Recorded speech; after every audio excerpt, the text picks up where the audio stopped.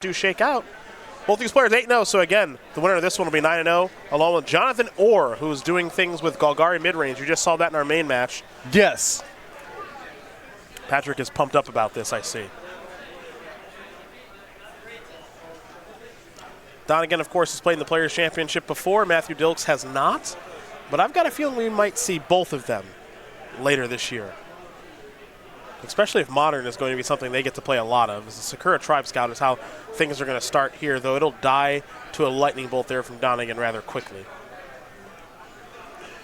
A Kabir Crossroads there from Dilks will allow him to gain a little bit of life as Donegan will do some manipulation here. And now he'll play a Serum Visions and Scry 2. Some more cantripping here for our Izzet Phoenix player. And now here's Faithless Looting. Discarding Arclight Phoenix and getting in for 3 points of damage. That's a lot of stuff to be done there by Dylan Donegan on his second and third turn of the game. A lot of that is tire spinning unless you have a Phoenix in the way to put it in the graveyard, but Donegan was able to put the last piece of the puzzle there. Dilks with an Azusa. Teleria West, along with a Celestia Sanctuary, will come on down. Now there's a Crackling Drake. Donegan's Drake is pretty large there. It's 9 power. So Dilks better have his good buddy Primeval Titan here. But with the Azusa unchecked here, you know, if Dilks can put it together, there's a lot to work with. Float some mana of Vesuva. Get back to Teleria West, transmute to Teleria West for Engineered Explosives. Okay. Sakura Tribe Scout. Pass the turn back. Azusa down. Here's a pretty healthy attack. Snapcaster Mage, Bolt You, we're done. So, an explosive draw there for Donegan, though it did not involve Thing in the Ice. A less explosive one there for Dilks. No Primeval Titan to get the ball rolling. Yeah, Dilks was, you know, all dressed up and ready to go. Had ways to cheat extra lands in play and a lot of mana to work with. Last piece you're missing there is Primeval Titan, which Dilks didn't have, and Donegan able to close out the game in short order. Well, game number 1 over pretty quickly there for Dylan Donegan. Remember, Donegan did win his regionals last weekend in Raleigh-Durham to really push himself further along in the Players' Championship race here in Season 1, and he's already locked up day number 2 where the person leading things right now on our SCG Tour leaderboard, Dominic Harvey, he will not be in day number 2 of competition. He'll be playing a classic of some sort tomorrow. Matthew Dilks, on the other hand, also 8-0 here, an Amulet Titan specialist, along with his other Canadian friends, most notably Edgar Magalish. But I got to watch Dilks play a couple times off camera. Very, very skilled with this deck. We're starting to have a bit of a Canadian presence at the Opens this year. Loving it. Love it. The Toronto crew's got some really good Magic players. No question. It's been like that for, I think it's a city that has a lot of low profile but very skilled grinders. And it's been like that since forever. 20 years or whatever. Yeah. I don't think Canada has the reputation of being like an elite Magic country that it probably should have. Well, I know when I first started playing competitively that the Vancouver scene was one of the ones spoken about as being one of the better spots to play. And then in the early 2000s, you know, I don't think, again, Toronto necessarily had the highest profile, but I think really underrated scene.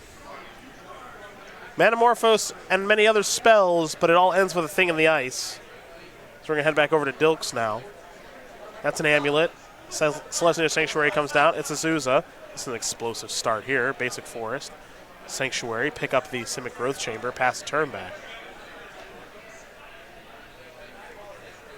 That'll be a Lightning Bolt and a timely one. You got to get that thing off the battlefield. Thing the ice down to 3 ice counters. Let's make it 2. After an Abrade kills the Amulet. Okay, Dylan. Dylan is not messing around here, folks. Teleria West pass the turn back. Now, the last thing here is, can Donegan actually start attacking? Well, with a Lightning Bolt going upstairs now, Snapcaster Mage going to be firing off a Lightning Bolt as well. Okay, well, that's a timely path to exile. I'll give Dilks some credit there. He needed that to happen. And needs a little bit of breathing space. Getting hit for 7 here. Just closes out too fast while he's got nothing going on. Worth noting that with Thing in the Ice transforming, Awoken Horror will actually bounce Snapcaster Mage back to Dylan's hand, so that's where it is right now. There is a Snapcaster again. It'll opt this time. And now it'll be Faithless Looting. Donegan will discard a couple of cards. Now here's also a Thought Scour. So I believe just one Arclight Phoenix is going to come back, and Path to Exile is going to take care of that as well. So Dilks has gotten a lot more reactive after sideboard. Here's Summoner's Pack for Dilks. Get a Primeval Titan. Play a Basic Forest to be able to cast Primeval Titan. Does Dilks maybe get a second Basic Forest? He does. I was curious if he was going to do that simply because if Donegan then played a Blood Moon, the game would end. You would lose the pack. Yeah, because he can't pay for the pack. So Dilks, a heads-up play there, making sure that he's not cold to a Blood Moon out of nowhere. Donegan with a Thought Scour.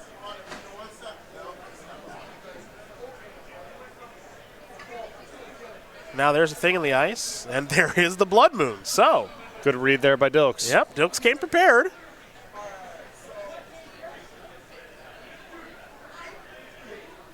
Here comes the Titan. Trigger, search up a couple of lands.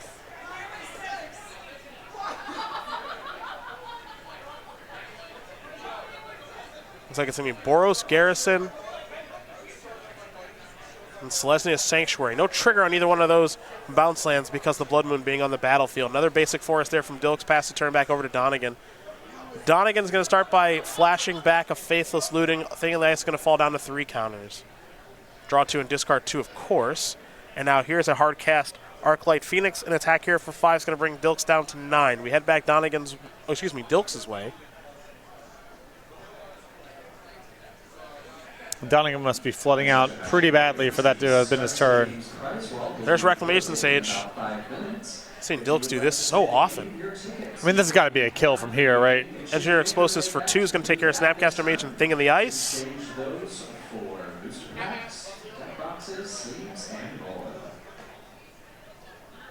Here comes Titan. Curious if there's going to be some life gain involved here now with Kabir Crossroads, perhaps. There's Simic Growth Chamber, maybe not. There's the Crossroads. And a Bajuka Bog. And now going to search up Teleria West, get Walking Ballista, and kill you that way. So you can see Dilks knows how to navigate this deck. Yep. He really, really does. Yeah, I think it takes a while to get the patterns down, but once you do that, it's not so bad. Then you know kind of what's the most efficient way to go about a business and what are the handful of cards that I need to be mindful of. Like, you know, I'm about to Summoner's Pact, make sure that I'm not dead to Blood Moon, that sort of stuff. Yep. Because I think you know, a novice player would have actually tripped and fell over that Blood Moon. Yeah, good chance. Yeah, you just try to go a little bit too, you know, you're trying to set up the combo kill or whatever, and then you just get colded by Blood Moon. I think that probably happens pretty commonly at the lower tables. Dylan Donegan going to be on the play here for game number 3. He'll start things off with a Spire Bluff Canal and a Serum Visions. One on top, one on the bottom. That'll be an Amulet of Vigor there for Dilks. Scariest start you can see if you're Donegan. Limited answers in the deck to be able to take care of that card. It's going to be a Thought Scour there for Dylan. Now Mountain pass the turn back. How explosive will Dilks' draw be?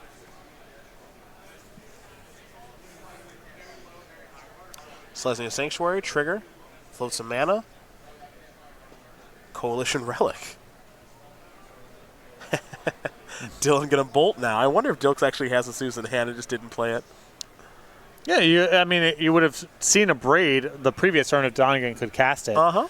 So open up with the artifacts, try to get at least a little bit of a value for your trouble. Here comes Arclight Phoenix. Charge the Relic, draw a card, get some mana from the Relic. One of my favorite cards of all time is Coalition Relic. It's a cool one.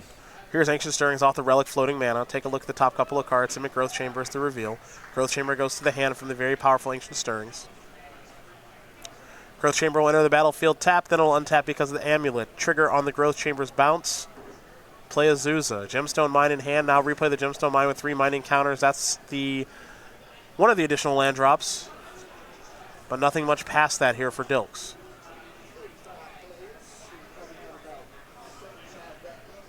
Looks like there's a removal spell there for Souza. Arclight Phoenix comes in. Dilks falls down to 11. Donegan looks like he's got a spell in his hand he wants to play. It'll be a Braid on the Amulet.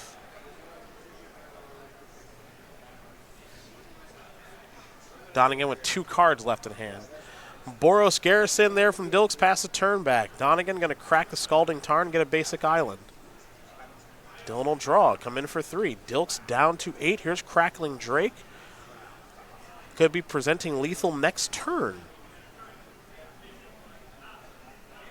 Well, it's a good time to go to Primeval Titan. Oh, no. Oh, boy. Oh.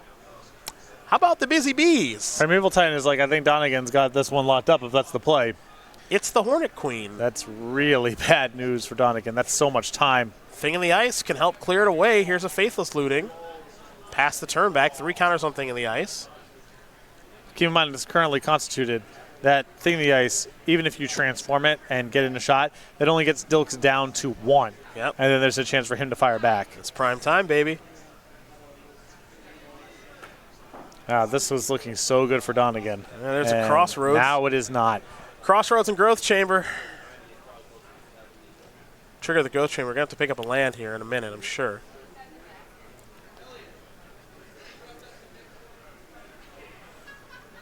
Yeah, this game is looking real tough now for Dylan. We'll head back over to Dilks. I think Dilks may have done some shortcutting there and just picked up land and replayed it very quickly. Here comes Titan again.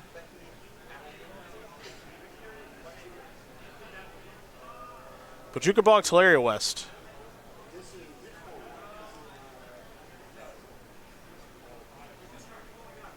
Crackling Drake going to trade with the Titan. Selesnya Sanctuary. Picks up Teleria West, then you transmute Teleria West for Engineered Explosives. Spell Pierce is going to try to slow that down a little bit. And it looks like Dilks was able to pay, going to blow up Thing in the Ice, and that's going to do it. Dilks came all the way back thanks to that Hornet Queen